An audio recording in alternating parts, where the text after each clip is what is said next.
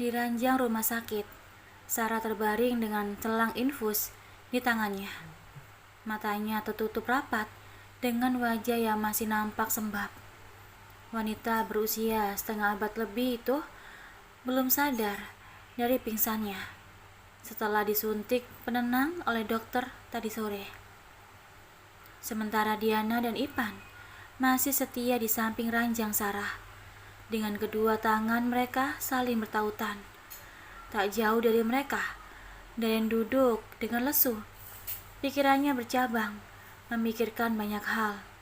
Tentang kepergian Jarana yang begitu mendadak, tentang perusahaan yang diambang kehancuran, tentang lukanya atas kepergian Aji, dan kini ibunya yang terbaring lemah di pinggir rumah sakit, di ranjang rumah sakit. Semua kesakitan itu berkelidan di benaknya, memenuhi memori otaknya, hingga ia meraup kasar rambutnya dengan kedua tangannya. Ipan perlahan mendekati Daren, duduk di sampingnya, lalu menepuk pundaknya pelan. Pulanglah, tenangkan dirimu. Gue tahu ini semua tidak mudah. Lo butuh istirahat, lo butuh ketenangan. Biar gue dan Diana yang di sini nemenin mama. Lo jangan khawatir. Ipan bertutur dengan lembut. Sebagai seorang sahabat yang sudah cukup lama bersama Daren, Ipan tahu persis kondisi Daren saat itu. Enggak, gue di sini saja. Gue mau nemenin nyokap, tolak Daren pelan. Tapi lo butuh istirahat, timpal Ipan. Gue anterin pulang ya. Nanti gue belok lagi ke sini. Lanjut Ipan. Daren menggeleng. Pikirannya kini memang begitu kacau. Ia bahkan belum bisa berpikir jernih. Namun ia tak tega meninggalkan Sarah dalam kondisi seperti itu. Ia ingin memastikan bahwa ibunya itu baik-baik saja.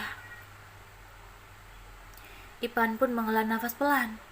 Ia tak ingin memaksa Daren. Ia memilih untuk menemani sahabatnya itu dalam kebisuan. Menjelang malam, barulah Sarah membuka matanya perlahan. Ia mengedarkan pandangannya ke seluruh ruangan serba putih tersebut. Ia melihat Diana duduk di sampingnya dengan kepala menunduk. Sarah pun mengusap kepala putrinya itu perlahan. Sayang, kenapa mama ada di sini? Tanya Sarah ketika Diana mendongak dan menatap ke arahnya. Alhamdulillah, mama sudah sadar. Tadi mama pingsan, jawab Diana lembut. Ipan dan Daren yang mendengar percakapan itu pun langsung berdiri dari duduknya dan menghampiri Sarah. Keduanya lega karena Sarah sudah membuka kedua matanya. Daren, kamu juga di sini, Nak? Sarah beralih menatap Daren sambil tersenyum tipis. Daren pun mengangguk dengan memaksakan senyuman di kedua sudut bibirnya. Jara mana, Nak? Sarah masih menatap Daren dan melontarkan sebuah pertanyaan yang membuat mereka terhenyak. Jara, lidah Daren keluh. Ia tak mampu lagi menahan rasa sesak yang kembali menyeruak di dalam dadanya. Mbak Jara ada di rumah, Mah. Kata dokter, Mbak Jara sebaiknya jangan ada di sini. Khawatir sama kandungannya. Diana terpaksa berbohong demi kesehatan sang ibu. Ia terlihat perkataan dokter tadi siang yang mengatakan tidak boleh mengatakan hal yang akan membuat Sarah kembali bersedih dan memicu depresinya lagi. Iya, dokter memang benar. Ibu hamil gak boleh berlama-lama di rumah sakit. Takutnya ada virus dan semacamnya. Sarah membenarkan perkataan Diana. Diana menghela nafas lega. Setidaknya untuk hari ini, Sarah aman. Meski Diana tak tahu bagaimana menghadapi esok hari. Begitupun dengan Ipan dan Daren yang juga merasa sedikit lega. Meski sudah sadarkan diri, tapi Sarah masih belum banyak bicara. Sorot matanya masih terlihat kosong dan menerawang. Pandangannya lurus ke atas langit-langit kamar rumah sakit. Bahkan kedipan matanya begitu lemah dan perlahan. Mama sudah sadar. Sekarang lo pulang ya. Gue tahu ini berat buat lo. Bahkan kalau gue yang ada di posisi lo, mungkin gue udah gak sanggup lagi menanggung ini semua. Tapi lo harus tetap kuat. Harus tetap tegar. Lihatlah, masih ada mereka berdua yang membutuhkan lo. Ipan menunjuk ke arah Diana dan Sarah. Berada. Lo harus jaga diri baik-baik. Jaga kesehatan, jangan sampai tumbang. Pulanglah. Gue antar. Besok pagi gue jemput lagi. Darren tak langsung menjawab. Ia menatap nanar ke arah dua wanita yang disayanginya itu. Ada rasa iba dan keterharuan yang meruak dalam dadanya. Ia teringat pesan Aji sebelum mengembuskan nafas terakhirnya untuk selalu menjaga ibu dan adiknya. Kini, Darrenlah pengganti Aji, penumpang terkuat untuk dua wanita yang menjadi tanggung jawabnya. Meski kini, tanggung jawab Diana sudah berpindah pada bau Ipan. Namun, sebagai seorang kakak laki-laki, tetap saja rasa persaudaraannya membuat Darren ingin menjaga dan melindungi adiknya itu. Darren menghela nafas berat. Sesaat kemudian, kepalanya mengangguk pelan sebagai tanda setuju untuk pulang. Ipan pun tersenyum tipis seraya bangkit dari duduknya dan menghampiri Diana. Sayang, Mas antar Darren pulang dulu ya. Kasihan dia. Mas langsung pulang lagi kok. Tutur Ipan pelan pada Diana, bahkan serupa bisikan. Diana mengangguk. Iya mas, kasihan Kak Darren. Dia butuh istirahat. Kini giliran Darren yang mendekat ke arah ranjang Sarah. Tangan kekarnya mengelus pundak kepala ibunya. Itu pelan. Darren pulang sebentar ya mah. Besok pagi kesini lagi. Baik-baik di sini. Mama harus banyak istirahat. Tutur Darren dengan penuh kasih sayang. Sarah tersenyum dan mengangguk. Iya nak, kasihan Jarana di rumah. Wanita hamil biasanya selalu ingin ditemani, jawab Sarah. Darren mengangguk pelan. Dengan cepat ia berbalik, lalu berjalan lebar meninggalkan kamar itu. Darren tak dapat lagi menahan buliran bening di kelopak matanya.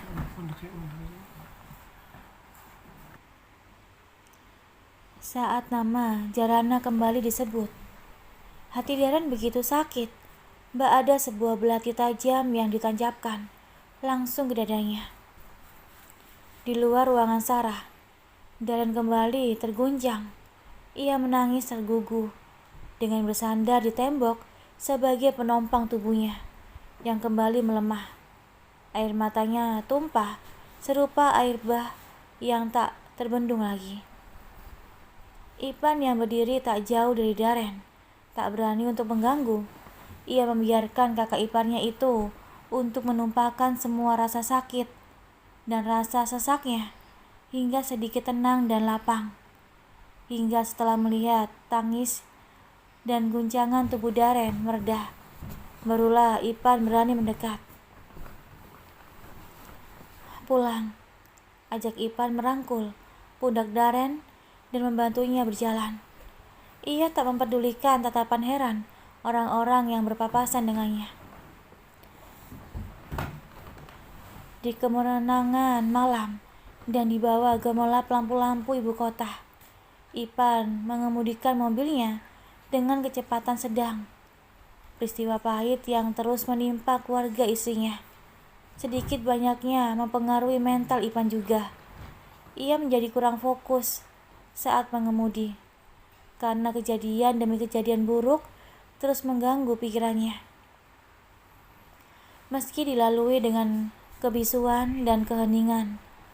Mobil pun sampai di depan rumah Darren. Rumah yang tadi siang bahkan dipenuhi para pelayat yang datang. Tapi kini sunyi, sepi, dan senyap.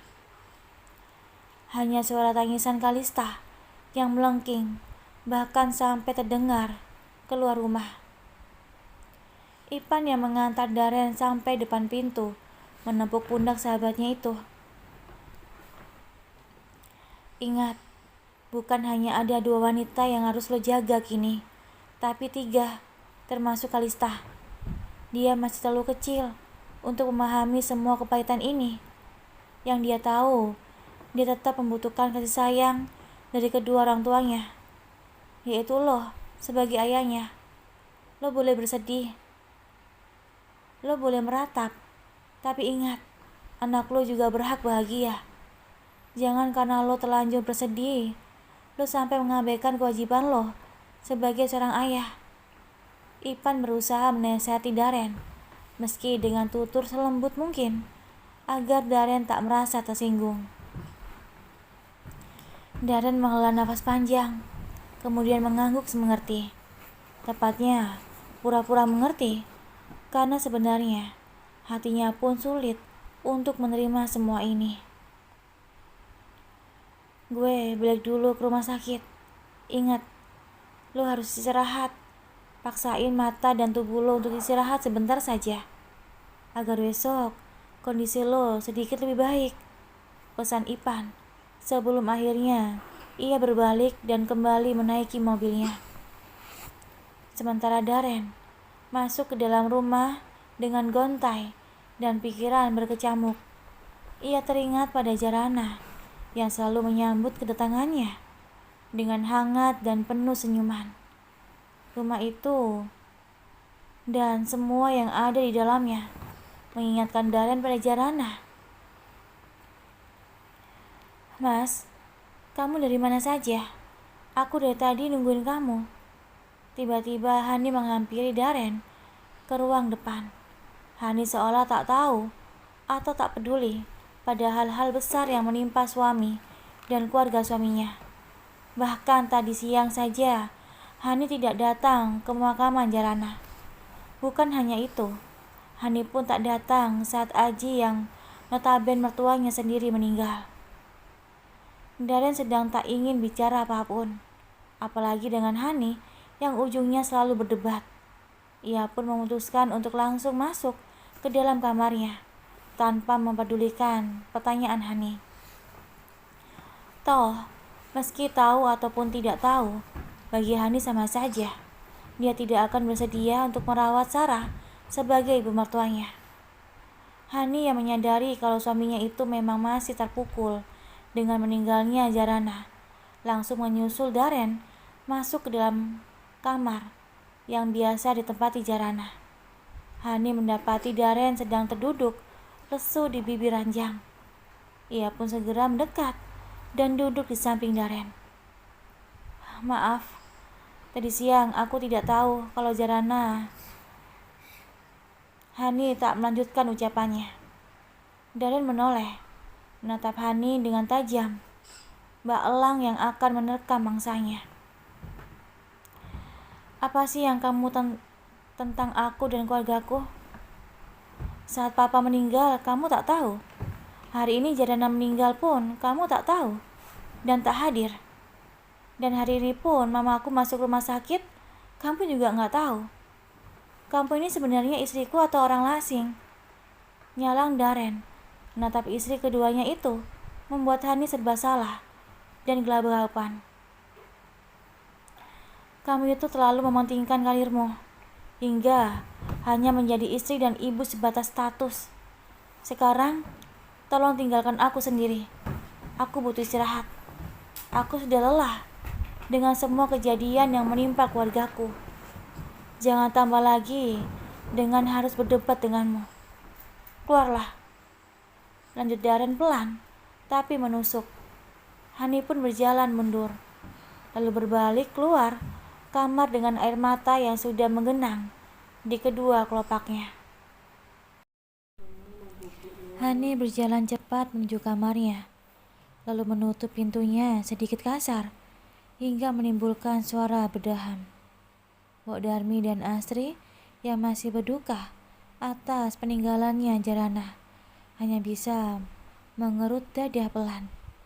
Sungguh jauh berbeda perangai majikannya satu itu dengan Jarana yang lembut, sabar, dan penyayang. Gak nyangka ya Mbak Jara bisa pergi secepat ini, tutur Astri pada Mbok Darmi. Aku yang belum lama mengenal Mbak Jara saja sangat merasa sedih dan kehilangan, apalagi Tuan Daren dan keluarganya, lanjut Astri dengan mata berkaca-kaca. Iya, Mbok benar-benar gak nyangka. Yang membuat Mbok betah kerja di sini itu karena adanya sosok Mbak Jarana yang baik dan hangat pada semua orang. Dia selalu ceria dan penuh senyuman. Tapi sekarang semuanya tinggal kenangan. Pantas saja sebelum berangkat Mbak Jara sempat nitip Tuan Daren dan Kalista. Ternyata dia tak akan kembali lagi. Semua ini masih terasa mimpi ya Tri. Mbok Darmi pun berkata dengan air mata yang menuruni pipinya yang tak lagi kencang. Iya Mbok, sama. Aku juga sempat berpesan untuk menjaga Kalista dengan baik. Mungkin Mbak Jara berat meninggalin Kalista. Secara dia sama sekali tidak diperhatikan sama ibu kandungnya. Astri semakin memelankan suaranya sambil menatap ke pintu kamar Hani yang tertutup rapat. Kasihan Kalista, padahal dia sudah lengket banget sama Mbak Jara. Sekarang dia seperti kehilangan kasih sayang seorang ibu. Mbok Darmi menatap sendu ke arah Kalista yang tertidur pulas setelah seharian ini rewel dan menangis terus. Kamu jangan khawatir sayang, Mbak Astri akan selalu menjaga kamu dan menyayangimu. Mbak gak akan biarin kamu kekurangan kasih sayang, sesuai pesan ayah kandungmu. Astri mengusap lembut kepala Kalista hingga bayi itu sedikit bergerak dalam tidurnya. Apa maksud kamu sesuai pesan ayah kandungnya? Mbok Darmi menatap Astri dengan tatapan menyelidik. Itu Tuan Daren, dia kan meminta aku jagain Kalista dengan baik. Anggap saja anak sendiri, gitu. Gelagapan Astri menjelaskan meski sebenarnya hatinya ketar-ketir karena salah bicara. Mbok Darmi pun mengangguk percaya. Kita istirahat, udah malam, ajak Mbok Darmi pada Astri. Karena jam dinding memang sudah menunjukkan ke angka 10 malam. Astri pun mengangguk, lalu memangku Kalista untuk dipindahkan ke dalam kamar dan diletakkannya ke dalam box bayi. Lalu dia merebahkan tubuhnya di samping Mbok Darmi yang juga sudah terlentang. Sementara di kamar Hani, dia masih terjaga dengan hatinya yang sedikit kesal. Dia sudah berkorban banyak untuk hubungannya dengan Daren, bahkan sampai berani mencelakakan Jarana hanya demi hubungannya dengan Daren kembali membaik seperti dulu. Sayangnya, sikap Daren padanya tak jua berubah manis meskipun Jarana sudah tidak ada. Sabar Hani, sabar. Daren hanya butuh waktu. Dia masih terpuruk dengan semua yang terjadi. Aku harus terus berusaha untuk memenangkan hatinya lagi. Iya, aku yakin dia akan kembali bertekuk lutut padaku seperti dulu. Aku harus sabar. Jangan sampai apa yang aku lakukan sia-sia. Hani bermonolog dalam hatinya, menyemangati dirinya sendiri. Sementara di dalam kamar Daren, dia meringkuk masih dengan mendekap foto Jarana tanpa selimut. Biasanya ada Jarana yang selalu menyelimuti tubuhnya hingga Daren tak pernah merasakan kedinginan. Tapi kini Tidak, tubuhnya tergolak seorang diri. Dalam kesedihan, membuat kesepian semakin merasuk hebat di dalam jiwanya. Lelah menangis dan lelah dengan semua yang terjadi. Daren pun akhirnya tertidur dengan masih memeluk foto Jarana. Ia berharap bisa kembali bertemu dengan istrinya itu, meski hanya sebatas dalam mimpi. Pagi ini, Daren terbangun dengan kondisi tubuh yang sedikit lebih baik dari kemarin, meski jiwanya masih dalam terlukanya. Meski kesedihan masih terus berkelayut hebat di dadanya. Entah kapan Daren bisa keluar dari situasi ini, mencoba mengikhlaskan apa yang terjadi, memasrahkan semua garis takdir hidupnya pada Sang Maha Kuasa. Berat, sungguh berat. Kehilangan seseorang yang sangat dicintai itu bukan hal sepele. Butuh waktu dan proses yang lama untuk bisa menerimanya. Sayang, sarapan dulu yuk. Hani menghampiri Daren yang masih termenung di bibir ranjang. Baju koko putih berlengan panjang disertai sarung masih membungkus tubuhnya yang tinggi. Hani duduk di samping Daren. Ia sudah bertekad akan merebut hati Daren dengan lebih memperhatikan suaminya itu. Daren menggeleng pelan. Rasa lapar tak pernah singgah di perutnya sejak kepergian Jarana. Ayolah Mas, aku tahu kamu masih sedih, tapi kamu harus paksain buat makan sedikit saja. Kalau kamu gak makan, nanti sakit. Lihatlah, ada Kalista yang masih membutuhkan sosok ayahnya. Hani berusaha membujuk Daren dengan lembut. Lagi pula, membiarkan diri sendiri kelaparan itu dosa loh. Namanya zolim pada diri sendiri. Bukannya Mbak Zara paling tidak suka Mas berbuat dosa. Lanjut Hani, membuat Daren langsung menoleh padanya. Ia kembali teringat pada Jarana yang selalu memaksanya makan dalam kondisi apapun, meski hanya 1 atau 2 suap. Yang penting ada makanan yang masuk di dalam mulut.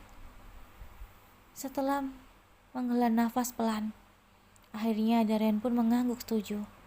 Dia bangkit perlahan lalu berjalan menuju ruang makan. Hani tersenyum bahagia melihatnya, meski dia begitu tak suka ketika harus menyebut nama Jarana demi membujuk Daren. Hani pun mengikuti langkah Daren menuju ruang makan, lalu menyendok sedikit nasi dicampur sayur sop dan 1 buah bergedel kentang. Hani mendekatkan sendok berisi nasi ke mulut Daren karena suaminya itu hanya terpaku sambil menatap kosong ke arah meja makan. Meski malas, Daren pun membuka mulutnya perlahan dan menerima suapan dari tangan Hani. Mulutnya begitu kesusahan untuk mengunyah makanan. Daren begitu merindukan masakan Jarana. Setelah sekian lama mengunyah, Daren pun berhasil menelan makanan itu dengan susah payah dan penuh kegetiran.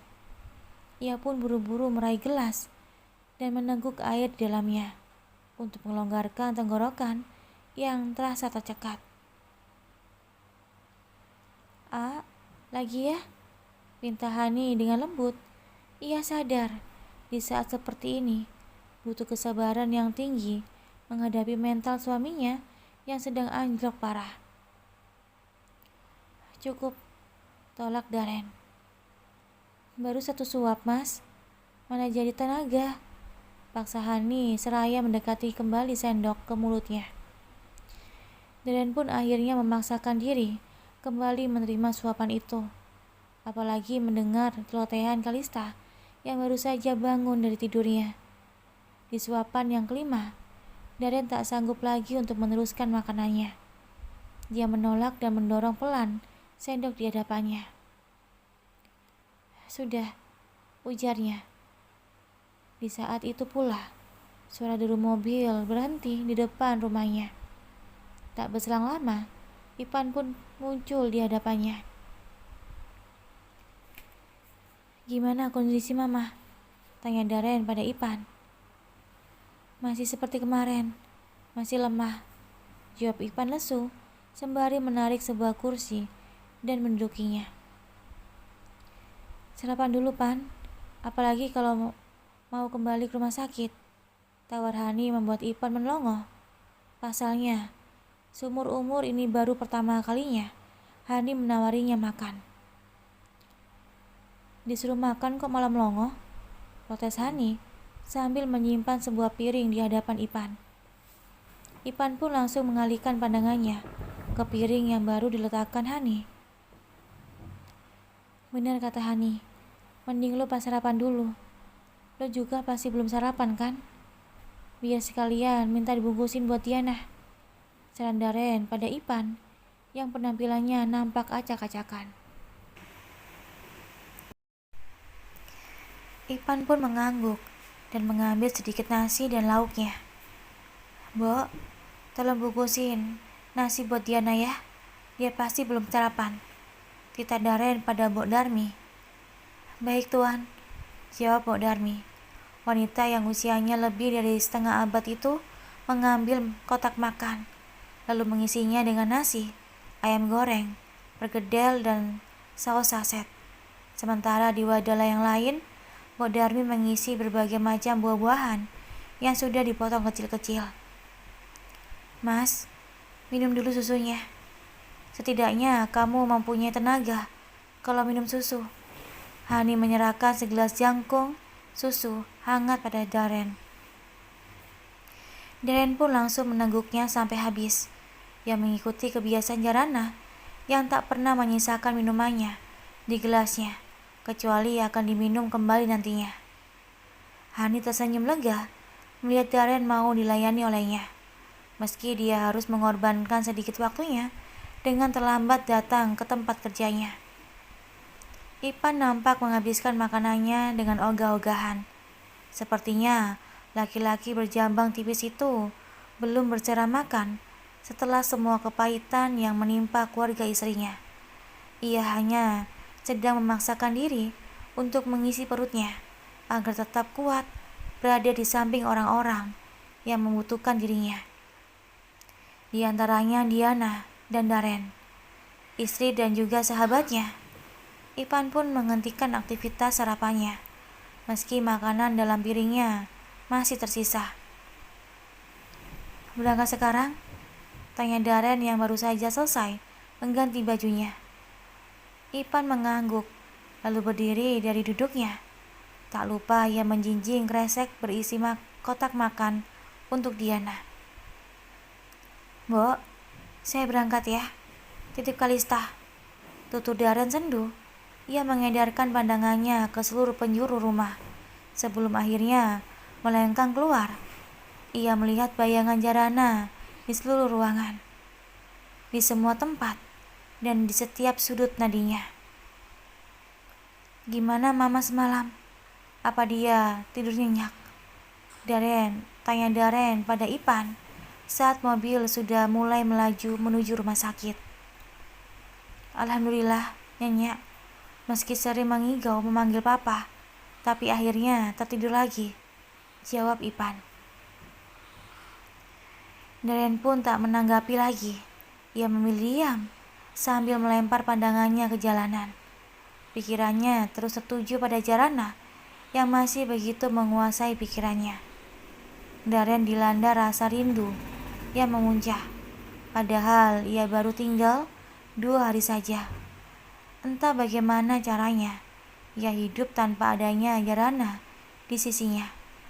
Perlahan, tangan Daren terangkat untuk menyeka buliran bening yang kembali jatuh di pipinya. Ia menghela nafas dalam-dalam untuk mengusir batu-batu besar yang tiba-tiba terasa mendidih dadanya. Tiba-tiba saja, di seberang jalan sana, Daren melihat wanita yang sangat mirip dengan Jarana. Tinggi tubuhnya, pakaian yang dikenakannya, dan jilbab lebar yang tertenggang di kepalanya. Stop, titah Daren pada Ipan Ipan yang merasa kaget pun langsung menginjak rem seketika. "Kenapa?" tanya Ipan heran. Daren tak menjawab. Ia malah langsung membuka pintu mobil dan keluar dari mobil itu. Karena mobilnya berhenti di tengah jalan, membuat Daren pun berdiri di tengah jalan yang ramai dengan lalu lalang kendaraan bermotor. Matanya terus terpaku pada wanita yang mirip Jarana itu. Daren melangkah cepat menuju wanita yang sedang berada di bahu jalan itu. Ia tidak mempedulikan kendaraan yang begitu padat di sekitarnya. Bahkan, Daren tak mempedulikan dirinya sendiri saat beberapa kali ia hampir tertabrak mobil yang melaju. Tujuan hanya satu, ingin cepat menyusul wanita berwaju hijau botol di seberang sana. Ipan yang masih di dalam mobil hanya terpaku menatap Daren yang kian lama kian menjauh.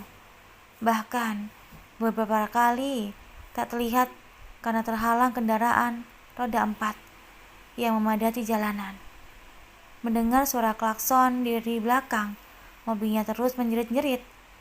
Ipan pun mau tidak mau melakukan mobilnya ke tempat yang lebih lapang dan berhenti di pinggir jalan. Sementara Daren terus berjalan cepat dengan langkah kakinya yang panjang menyusul wanita yang kini jaraknya hanya tinggal berapa meter. Jarana. Daren memanggil-manggil nama Jarana, berharap wanita di depannya berbalik. Hingga saat Daren sampai tepat di belakang wanita itu, Daren pun memberanikan diri menepuk pelan pundaknya, membuat wanita itu langsung berbalik. "Jarana," lirik Daren dengan nafas yang tersengal.